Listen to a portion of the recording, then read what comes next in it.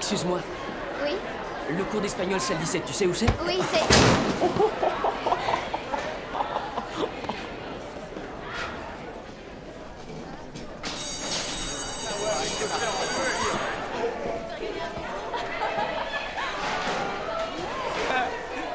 Tu vends des encyclopédies? On dirait le prof remplaçant.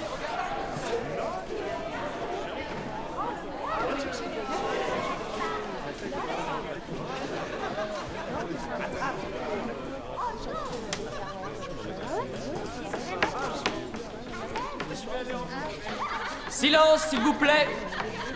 Je suis monsieur Abagnel. Abagnel.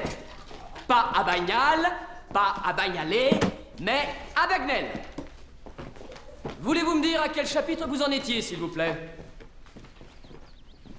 Je vous préviens, si je dois répéter la question, toute la classe sera consignée. Veuillez vous asseoir. Chapitre 7. Veuillez ouvrir votre livre au chapitre 8. On va commencer. Excusez-moi, quel est votre nom? Brad. Brad, vous allez vous mettre face à la classe et vous lisez la conversation numéro 5.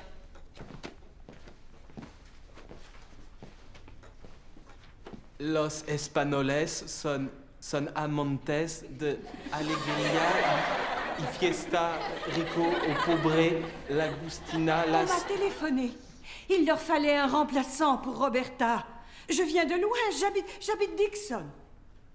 Mais je remplace toujours Roberta. J'écoute, pourquoi vous ne lisez pas? Las Je apariencias... ne reviendrai plus à Bellarmine Jefferson. Ça, non. Dites-leur de ne plus m'appeler. Qu'est-ce qu'ils croient que c'est facile pour une femme de mon âge, sans compter tout l'argent que j'ai dépensé pour venir. Et ça, c'est le cas de souci. Monsieur et Madame Abagnel, ce n'est pas une question d'assiduité en classe. J'ai le regret de vous informer qu'au cours de la semaine passée, Franck a enseigné l'espagnol aux élèves de Madame Glaser. Il a fait quoi? Votre fils s'est fait passer pour un professeur remplaçant. Il leur a fait cours, il leur a donné des devoirs.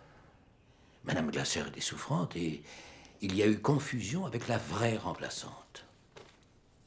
Votre fils a tenu une réunion de parents d'élèves avant-hier et il a annoncé à la classe qu'elle irait voir un spectacle de flamenco dans le cadre des sorties scolaires. Vous voyez le problème que nous avons. J'espère que vous comprendrez. Mon patron m'a envoyé à Brooklyn, puis dans le Queens. Maintenant, il m'envoie à Long Island faire la tournée des Grands-Ducs à des clients. Je suis désolée, mais je n'ai pas le droit d'encaisser un chèque d'une autre banque. Comment saurions-nous s'il est Quel est bon? votre prénom déjà? Ashley. Ashley. Devinez ce que j'ai trouvé sur le trottoir devant la banque.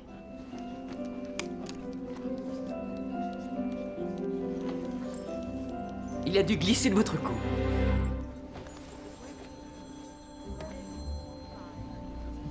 Est-ce que je peux faire quelque chose pour vous, jeune homme? Oui, c'est l'anniversaire de ma grand-mère la semaine prochaine et je veux lui faire un très beau cadeau. S'il vous plaît, j'ai un examen dans 8 jours et on m'a volé mes livres. Mais ce n'est que 5 $, personne ne saura. Je suis désolée, mais on n'a pas le droit d'accepter des chèques de personnes qu'on ne connaît pas. Taxi!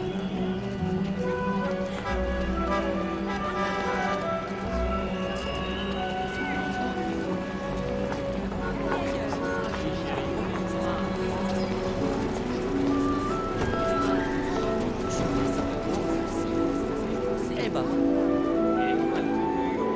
Bienvenue.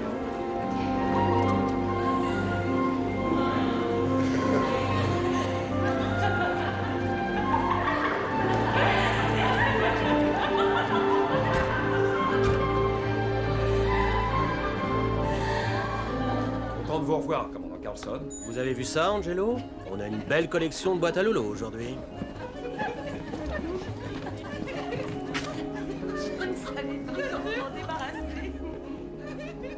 Qu'est-ce que tu veux, Je peux bonhomme? avoir un autographe? Oui, bien sûr. Moi aussi, je peux en avoir un? Et tu veux être pilote? Oui. Et voilà. Tiens, petit, travaille bien à l'école. Cher papa, j'ai décidé de devenir pilote de ligne. J'ai écrit à toutes les grandes compagnies aériennes et j'ai plusieurs rendez-vous très prometteurs. Comment va maman? Tu l'as appelée dernièrement? Je t'embrasse fort, ton fils, Franck. Bonjour. bonjour. Je m'appelle Frank Black. Je suis élève au lycée Melrose. J'ai rendez-vous avec Monsieur Morgan. Vous êtes le jeune homme qui écrit un article pour le journal de l'école? Oui, madame, c'est moi. Je veux tout savoir sur le métier de pilote. Quels aéroports la Paname dessert-elle? Et combien un pilote gagne-t-il par an? Qui lui dit quel vol il doit assurer? Oh, pas si vite, une seule à la fois. D'accord. Qu'est-ce que ça veut dire quand un pilote dit à un autre pilote sur quel genre de machine êtes-vous? Oh, il lui demande sur quel avion il vole. DC-8, 707, Constellation. Et cette petite carte plastifiée que portent les pilotes, c'est quoi? Eh bien, un pilote doit avoir en permanence deux choses sur lui. Le badge de la compagnie pour laquelle il travaille, comme celui-ci de la Paname, et sa licence de pilote qui l'autorise à voler. Et voilà à quoi ça ressemble. Je pourrais en faire une photocopie pour mon article? Ah, c'est pas la peine. Garde-la, elle est expirée depuis 3 ans. Oh, c'est gentil. FBI!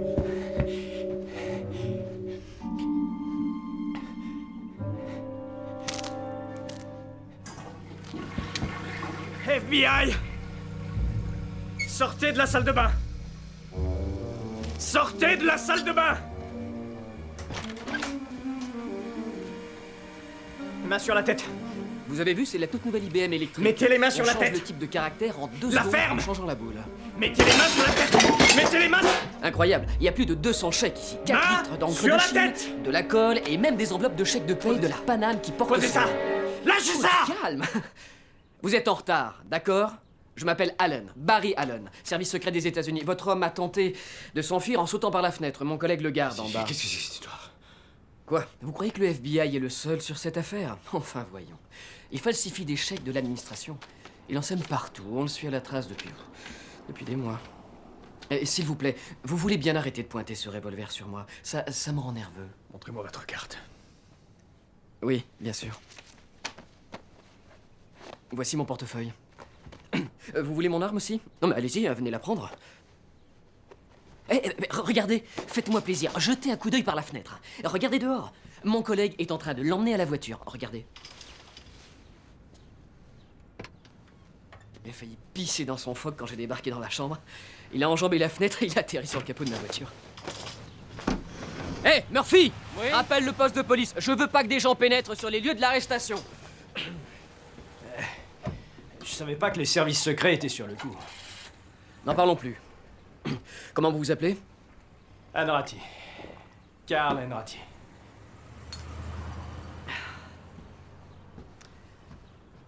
Je peux voir votre pièce d'identité? Bien sûr. Excusez-moi, mais on n'est jamais trop prudent de nos jours. Eh ben, c'est pas de chance. 5 minutes plus tôt, et vous pouviez vous vanter d'avoir fait une belle prise. C'est pas grave. 10 secondes plus tard, et je vous descendais.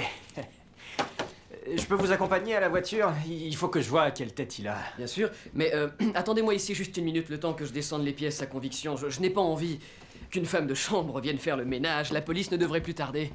Attendez. Votre portefeuille? Je le récupérerai tout à l'heure. J'ai confiance.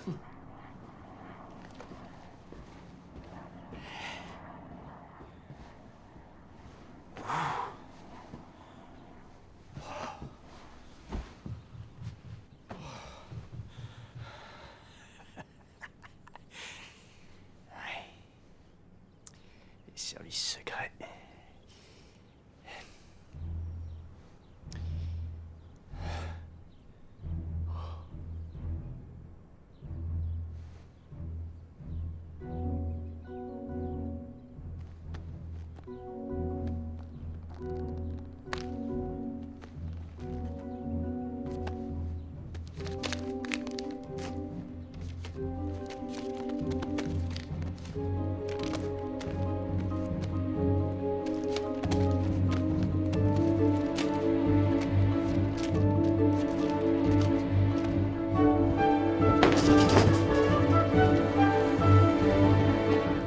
Je suis médecin.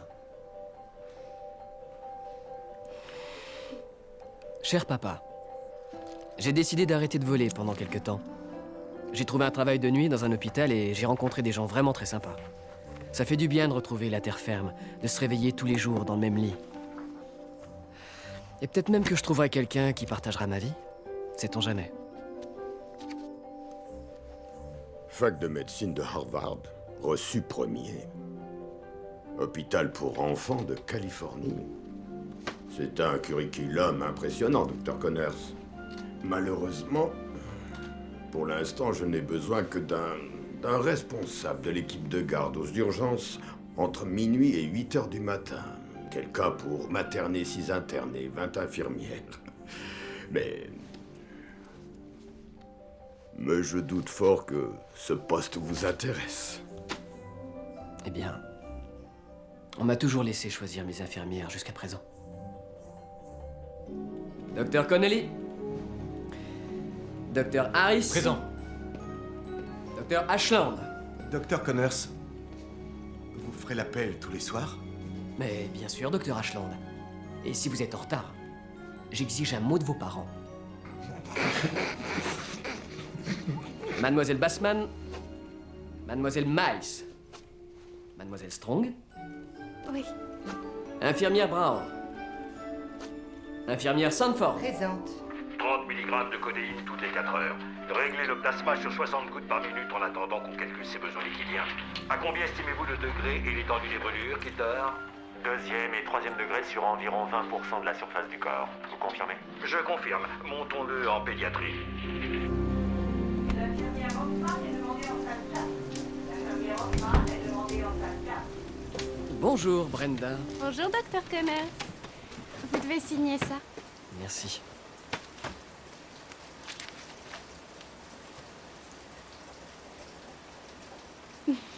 Vous ne voyez rien qui ait changé chez moi, On docteur? vous a enlevé votre appareil. Oui. Allez, venez que tout J'ai ça. essayé de vous le montrer toute la nuit. Waouh. Excellent travail. Oui. Qu'est-ce que ça vous fait de ne plus la voir? Moi, ça m'a fait tout drôle après. Je me passe sans arrêt la langue sur les dents, j'arrête pas. Elles sont tellement lisses. C'est agréable. Hein? Oui, c'est incroyable.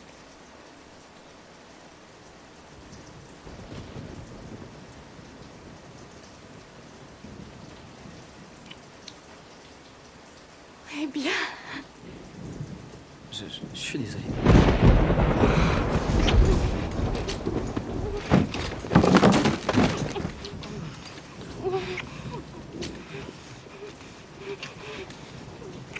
Docteur Connors aux urgences. Docteur Connors aux urgences. Vous n'y allez pas? Non. Non, non.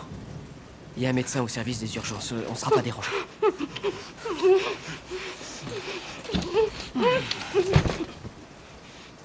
Mais s'il est en chirurgie... Vous croyez que je dois y aller? Oh, docteur Connors, venez. Descendez-le en radiologie. Et voilà, reposez-vous 5 minutes. Je viens tout de suite. Ça va aller.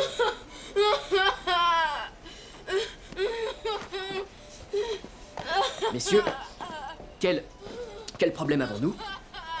Accident de vélo. Fracture du tibia à environ 12 cm de la rotule.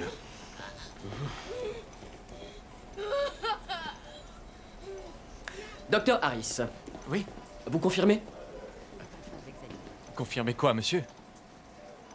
Ce que le docteur Ashland vient de dire, vous confirmez? Ah, oui, c'est un accident de vélo. C'est ce que l'enfant nous a dit. Alors vous confirmez?